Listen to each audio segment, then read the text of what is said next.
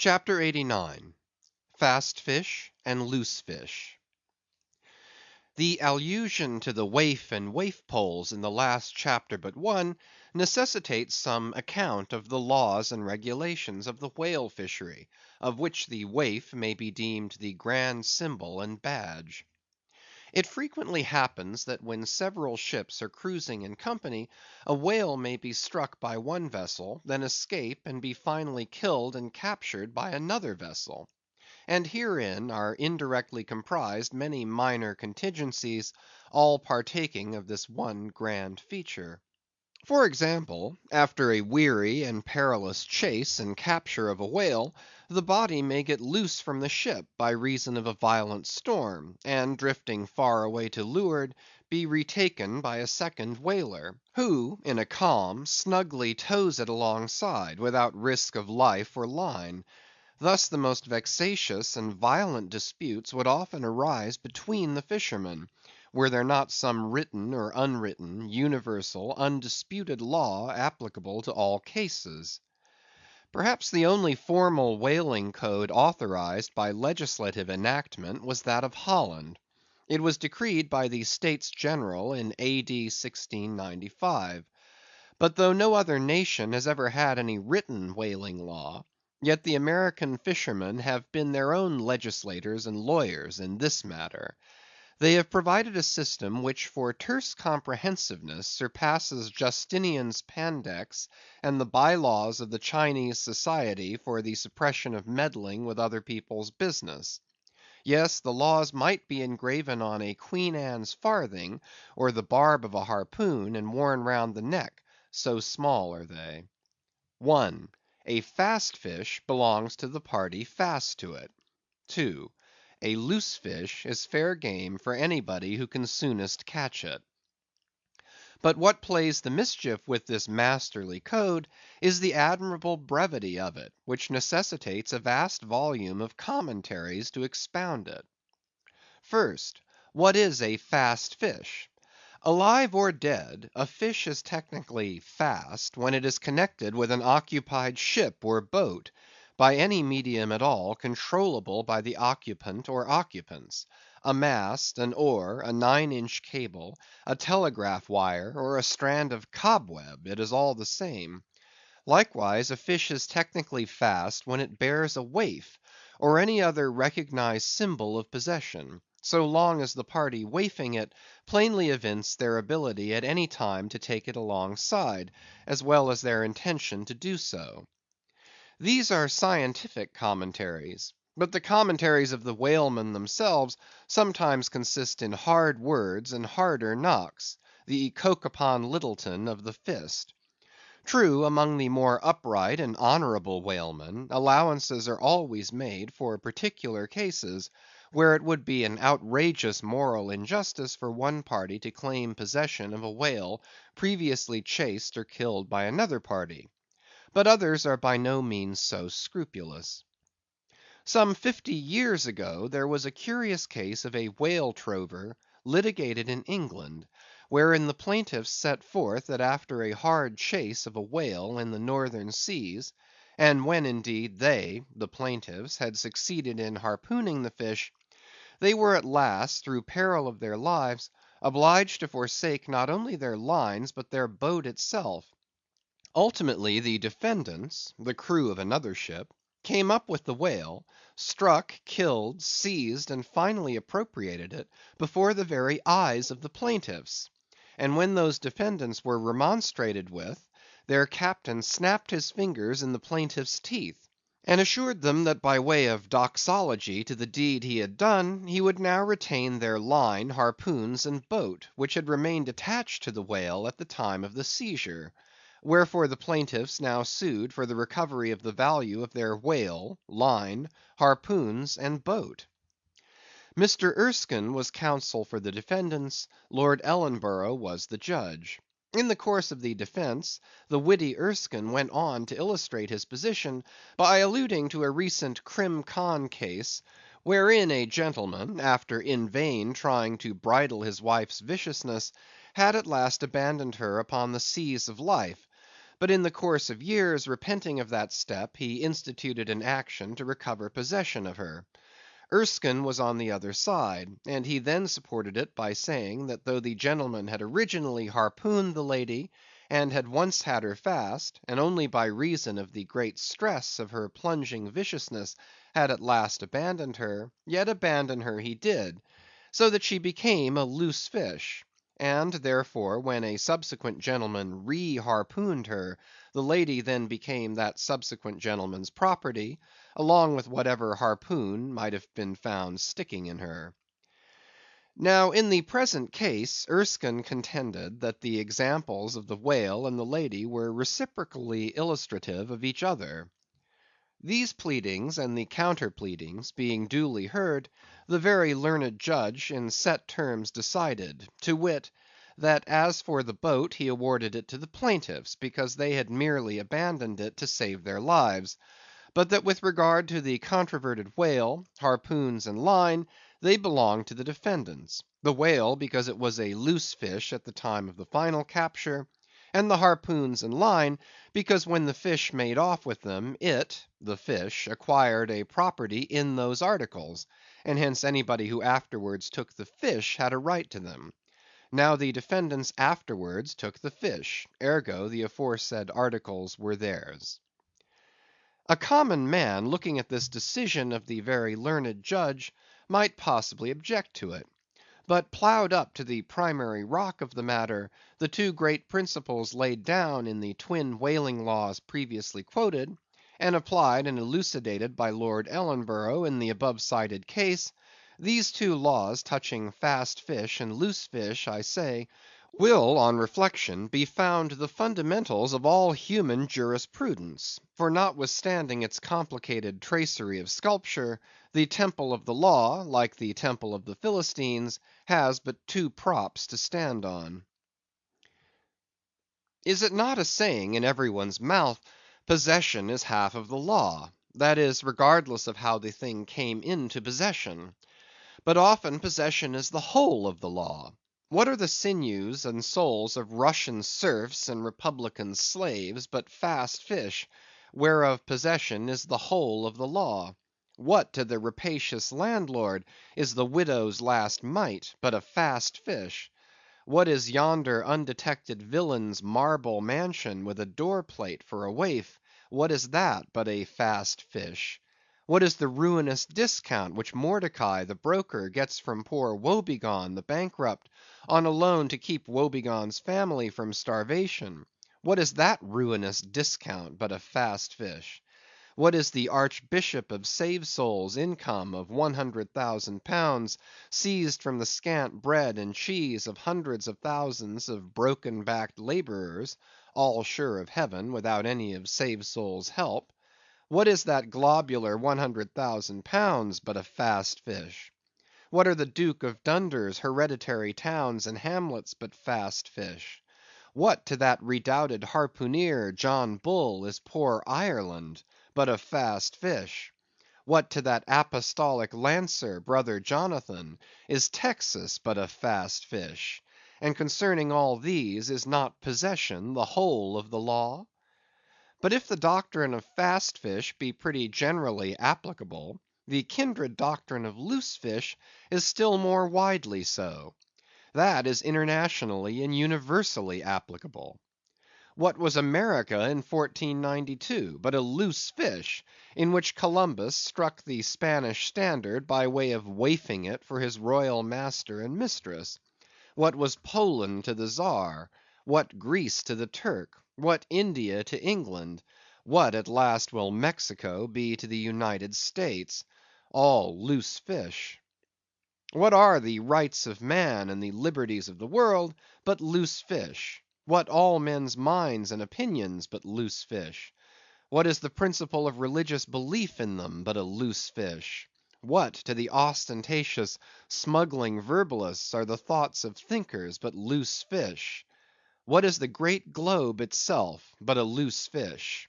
And what are you, reader, but a loose fish, and a fast fish too?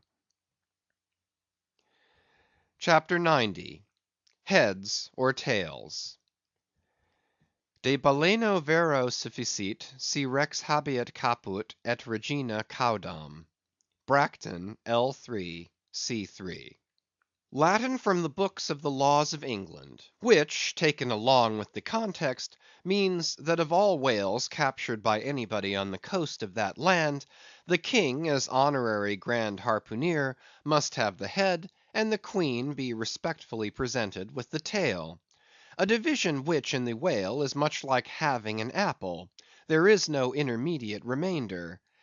Now, as this law, under a modified form, is to this day in force in England, and as it offers in various respects a strange anomaly touching the general law of fast and loosed fish, it is here treated of in a separate chapter, on the same courteous principle that prompts the English railways to be at the expense of a separate car specially reserved for the accommodation of royalty. In the first place, in curious proof of the fact that the above mentioned law is still in force, I proceed to lay before you a circumstance that happened within the last 2 years. It seems that some honest mariners of Dover or Sandwich, or some one of the Cinque Ports, had after a hard chase succeeded in killing and beaching a fine whale, which they had originally descried afar off from the shore. Now the Cinque Ports are partially or somehow under the jurisdiction of a sort of policeman or beadle, called a Lord Warden. Holding the office directly from the crown, I believe, all the royal emoluments incident to the Cinque Port territories become by assignment his. By some writers this office is called a sinecure, but not so, because the Lord Warden is busily employed at times in fobbing his perquisites, which are his chiefly by virtue of that same fobbing of them. Now, when these poor sunburnt mariners, barefooted, and with their trowsers rolled high up on their eely legs, had wearily hauled their fat fish high and dry, promising themselves a good £150 from the precious oil and bone, and in fantasy sipping rare tea with their wives, and good ale with their cronies, upon the strength of their respective shares, up steps a very learned and most Christian and charitable gentleman, with a copy of Blackstone under his arm, and laying it upon the whale's head, he says, "Hands off! This fish, my masters, is a fast fish. I seize it as the Lord Warden's." Upon this the poor mariners, in their respectful consternation, so truly English, not knowing what to say, fall to vigorously scratching their heads all round, meanwhile ruefully glancing from the whale to the stranger; but that did nowise mend the matter, or at all soften the hard heart of the learned gentleman with the copy of Blackstone. At length one of them, after long scratching about for his ideas, made bold to speak. "Please, sir, who is the Lord Warden?" "The Duke." "But the Duke had nothing to do with taking this fish." "It is his." "We have been at great trouble and peril and some expense, and is all that to go to the Duke's benefit, and we get nothing at all for our pains but our blisters?" "It is his." "Is the Duke so very poor as to be forced to this desperate mode of getting a livelihood?" "It is his." "I thought to relieve my old bedridden mother by part of my share of this whale." "It is his." "Won't the Duke be content with a quarter or a half?" "It is his." In a word, the whale was seized and sold, and his Grace the Duke of Wellington received the money. Thinking that viewed in some particular lights, this case might by a bare possibility in some small degree be deemed, under the circumstances, a rather hard one, an honest clergyman of the town respectfully addressed a note to his Grace, begging him to take the case of those unfortunate mariners into full consideration; to which my Lord Duke, in substance, replied (both letters were published) that he had already done so, and received the money, and would be obliged to the reverend gentleman if for the future he, the reverend gentleman, would decline meddling with other people's business. Is this the still militant old man, standing at the corners of the three kingdoms, on all hands coercing alms of beggars?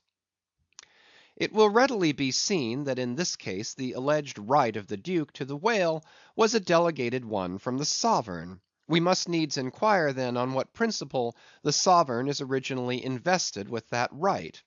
The law itself has already been set forth. But Plowdon gives us the reason for it. Says Plowdon, the whale so caught belongs to the king and queen, "because of its superior excellence." And by the soundest commentators this has ever been held a cogent argument in such matters. But why should the king have the head and the queen the tail? A reason for that, ye lawyers. In his treatise on Queen Gold, or Queen Pin Money, an old King's Bench author, one William Prynne, thus discourseth: "Ye tail is ye queen's, that ye queen's wardrobe may be supplied with ye whalebone." Now this was written at a time when the black limber bone of the Greenland or right whale was largely used in ladies' bodices. But this same bone is not in the tail, it is in the head, which is a sad mistake for a sagacious lawyer like Prynne.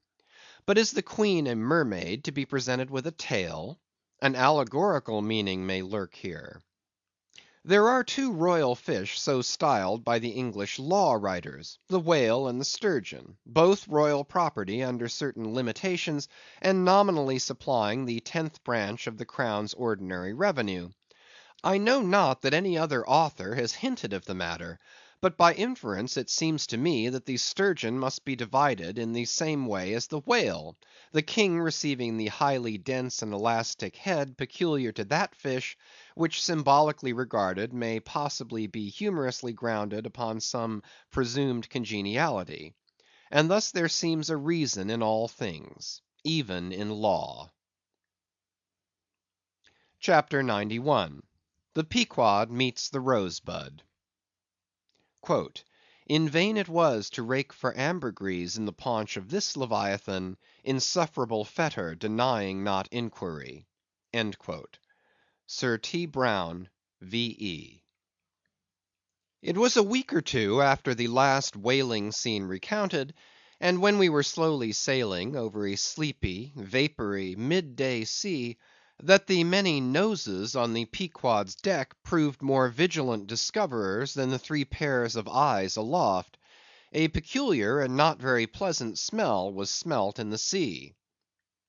"I will bet something now," said Stubb, "that somewhere hereabouts are some of those drugged whales we tickled the other day. I thought they would keel up before long." Presently the vapors in advance slid aside, and there in the distance lay a ship, whose furled sails betokened that some sort of whale must be alongside.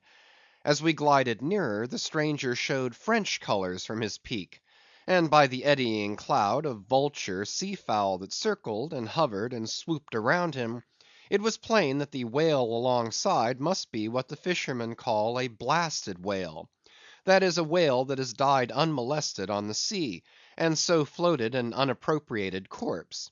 It may well be conceived what an unsavory odor such a mass must exhale, worse than an Assyrian city in the plague, when the living are incompetent to bury the departed. So intolerable indeed is it regarded by some, that no cupidity could persuade them to moor alongside of it. Yet are there those who will still do it, notwithstanding the fact that the oil obtained from such subjects is of a very inferior quality, and by no means of the nature of attar of rose. Coming still nearer with the expiring breeze, we saw that the Frenchman had a second whale alongside, and this second whale seemed even more of a nosegay than the first. In truth, it turned out to be one of those problematical whales that seem to dry up and die with a sort of prodigious dyspepsia or indigestion, leaving their defunct bodies almost entirely bankrupt of anything like oil. Nevertheless, in its proper place, we shall see that no knowing fisherman will ever turn up his nose at such a whale as this, however much he may shun blasted whales in general. The Pequod had now swept so nigh to the stranger, that Stubb vowed he recognized his cutting spade pole entangled in the lines that were knotted round the tail of one of these whales. "There's a pretty fellow now," He banteringly laughed, standing in the ship's bows. "There's a jackal for thee! I well know that these crapos of Frenchmen are but poor devils in the fishery, sometimes lowering their boats for breakers, mistaking them for sperm whale spouts. Yes, and sometimes sailing from their ports with their hold full of boxes of tallow candles, and cases of snuffers, foreseeing that all the oil they will get won't be enough to dip the captain's wick into. Aye, we all know these things.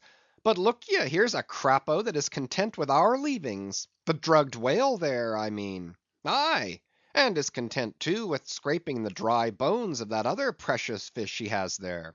Poor devil! I say, pass round a hat, some one, and let's make him a present of a little oil for dear charity's sake.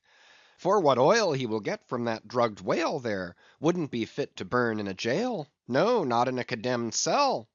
And as for the other whale, why, I'll agree to get more oil by chopping up and trying out these 3 masts of ours than he'll get from that bundle of bones. Though now that I think of it, it may contain something worth a good deal more than oil. Yes, ambergris. I wonder now if our old man has thought of that. It's worth trying. Yes, I'm for it." And so saying, he started for the quarter deck. By this time the faint air had become a complete calm, so that whether or no, the Pequod was now fairly entrapped in the smell, with no hope of escaping except by its breezing up again. Issuing from the cabin, Stubb now called his boat's crew, and pulled off for the stranger. Drawing across her bow, he perceived that in accordance with the fanciful French taste, the upper part of her stem piece was carved in the likeness of a huge drooping stalk, was painted green, and for thorns had copper spikes projecting from it here and there, the whole terminating in a symmetrical folded bulb of a bright red color. Upon her headboards in large gilt letters he read Bouton de Rose, rose button or rose-bud, and this was the romantic name of this aromatic ship. Though Stubb did not understand the bouton part of the inscription, yet the word rose and the bulbous figurehead put together sufficiently explained the whole to him. "A wooden rose-bud, eh?" he cried with his hand to his nose. "That will do very well. But how like all creation it smells!" Now in order to hold direct communication with the people on deck, he had to pull round the bows to the starboard side, and thus come close to the blasted whale, and so talk over it. Arrived then at this spot, with one hand still to his nose, he bawled, "Bouton de Rose, ahoy! Are there any of you Bouton de Roses that speak English?" "Yes," rejoined a Guernsey man from the bulwarks, who turned out to be the chief mate. "Well then, my Bouton de Rose-Bud, have you seen the white whale?" "What whale?" "The white whale. A sperm whale, Moby-Dick. Have you seen him?" "Never heard of such a whale. Cachalot blanche? White whale? No." "Very good then. Good bye now, and I'll call again in a minute." Then rapidly pulling back towards the Pequod, and seeing Ahab leaning over the quarter deck rail awaiting his report, he moulded his 2 hands into a trumpet, and shouted, "No, sir, no!" Upon which Ahab retired, and Stubb returned to the Frenchman. He now perceived that the Guernsey man, who had just got into the chains, and was using a cutting spade, had slung his nose in a sort of bag. "What's the matter with your nose there?" said Stubb. "Broke it?" "I wish it were broken, or that I didn't have any nose at all," answered the Guernsey man, who did not seem to relish the job he was at very much. "But what are you holding yours for?" "Oh, nothing. It's a wax nose. I have to hold it on. Fine day, ain't it? Air rather gardeny, I should say. Throw us a bunch of posies, will you, Bouton de Rose?" "What in the devil's name do you want here?" roared the Guernseyman, flying into a sudden passion. "Oh, keep cool, cool; yes, that's the word. Why don't you pack those whales in ice while you're working at 'em? But joking aside, though, do you know, Rose-Bud, that it's all nonsense trying to get any oil out of such whales? As for that dried up one, there, he hasn't a gill in his whole carcass." "I know that well enough; but d'ye see, the captain here won't believe it. This is his first voyage. He was a cologne manufacturer before. But come aboard, and mayhap he'll believe you if he won't me, and so I'll get out of this dirty scrape." "Anything to oblige ye, my sweet and pleasant fellow," rejoined Stubb; and with that he soon mounted to the deck. There a queer scene presented itself. The sailors, in tasselled caps of red worsted, were getting the heavy tackles in readiness for the whales. But they worked rather slow, and talked very fast, and seemed in anything but a good humor. All their noses upwardly projected from their faces like so many jib booms. Now and then pairs of them would drop their work, and run up to the mast head to get some fresh air. Some thinking they would catch the plague, dipped oakum in coal tar, and at intervals held it to their nostrils. Others, having broken the stems of their pipes almost short off at the bowl, were vigorously puffing tobacco smoke, so that it constantly filled their olfactories. Stubb was struck by a shower of outcries and anathemas proceeding from the captain's round house abaft, and looking in that direction saw a fiery face thrust from behind the door, which was held ajar from within. This was the tormented surgeon, who, after in vain remonstrating against the proceedings of the day, had betaken himself to the captain's round house (cabinet he called it) to avoid the pest, but still could not help yelling out his entreaties and indignations at times. Marking all this, Stubb argued well for his scheme, and turning to the Guernseyman had a little chat with him, during which the stranger mate expressed his detestation of his captain as a conceited ignoramus, who had brought them all into so unsavory and unprofitable a pickle. Sounding him carefully, Stubb further perceived that the Guernsey man had not the slightest suspicion concerning the ambergris. He therefore held his peace on that head, but otherwise was quite frank and confidential with him; so that the two quickly concocted a little plan for both circumventing and satirizing the captain, without his at all dreaming of distrusting their sincerity. According to this little plan of theirs, the Guernsey man, under cover of an interpreter's office, was to tell the captain what he pleased, but as coming from Stubb; and as for Stubb, he was to utter any nonsense that should come uppermost in him during the interview. By this time their destined victim appeared from his cabin. He was a small and dark, but rather delicate looking man for a sea captain, with large whiskers and moustache, however, and wore a red cotton velvet vest with watch seals at his side. To this gentleman Stubb was now politely introduced by the Guernsey man, who at once ostentatiously put on the aspect of interpreting between them. "What shall I say to him first?" said he. "Why," said Stubb, eyeing the velvet vest, and watch, and seals, "you may as well begin by telling him that he looks a sort of babyish to me, though I don't pretend to be a judge."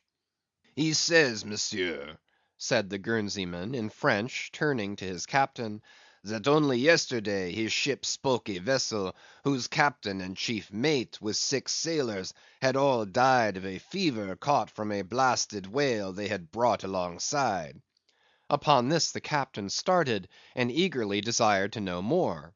"What now?" said the Guernsey man to Stubb. "Why, since he takes it so easy, tell him that now I have eyed him carefully, I'm quite certain that he's no more fit to command a whale ship than a St. Jago monkey. In fact, tell him from me he's a baboon." "He vows and declares, Monsieur, that the other whale, the dried one, is far more deadly than the blasted one. In fine, Monsieur, he conjures us, as we value our lives, to cut loose from these fish." Instantly the captain ran forward, and in a loud voice commanded his crew to desist from hoisting the cutting tackles, and at once cast loose the cables and chains confining the whales to the ship. "What now?" said the Guernsey man, when the captain had returned to them. Why, let me see.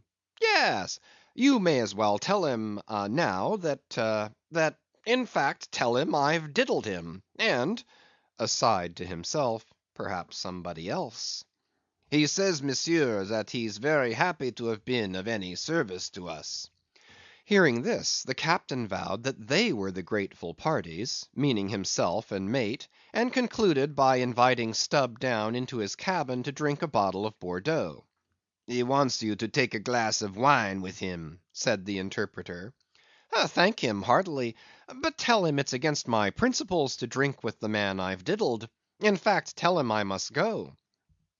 He says, Monsieur, that his principles won't admit of his drinking, but that if Monsieur wants to live another day to drink, then Monsieur had best drop all 4 boats, and pull the ship away from these whales, for it's so calm they won't drift. By this time Stubb was over the side, and getting into his boat, hailed the Guernsey man to this effect: that having a long tow line in his boat, he would do what he could to help them, by pulling out the lighter whale of the 2 from the ship's side. While the Frenchmen's boats, then, were engaged in towing the ship one way, Stubb benevolently towed away at his whale the other way, ostentatiously slacking out a most unusually long tow line. Presently a breeze sprang up, Stubb feigned to cast off from the whale; hoisting his boats, the Frenchman soon increased his distance, while the Pequod slid in between him and Stubb's whale. Whereupon Stubb quickly pulled to the floating body, and hailing the Pequod to give notice of his intentions, at once proceeded to reap the fruit of his unrighteous cunning. Seizing his sharp boat spade, he commenced an excavation in the body, a little behind the side fin. You would almost have thought he was digging a cellar there in the sea; and when at length his spade struck against the gaunt ribs, it was like turning up old Roman tiles and pottery buried in fat English loam. His boat's crew were all in high excitement, eagerly helping their chief, and looking as anxious as gold hunters. And all the time numberless fowls were diving and ducking and screaming and yelling and fighting around them. Stubb was beginning to look disappointed, especially as the horrible nosegay increased, when suddenly from out the very heart of this plague there stole a faint stream of perfume, which flowed through the tide of bad smells without being absorbed by it, as one river will flow into and then along with another, without at all blending with it for a time. "I have it! I have it!" cried Stubb with delight, striking something in the subterranean regions.